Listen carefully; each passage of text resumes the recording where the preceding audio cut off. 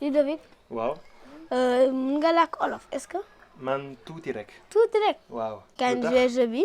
lan mooy jeu bi. jeu bi day wane turu rab yi si olof. léegi kañ ñu jouer bismillah.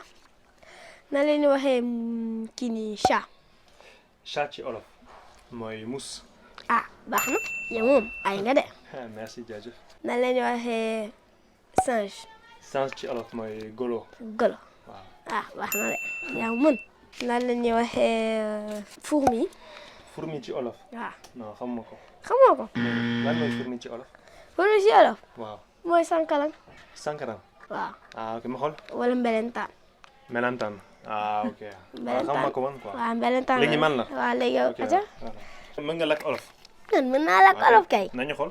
man mii di la lakk olof nga ma koy lakk. ah ok. man kay maa lakk olof. naka la ñuy waxee lion ci olof. lion.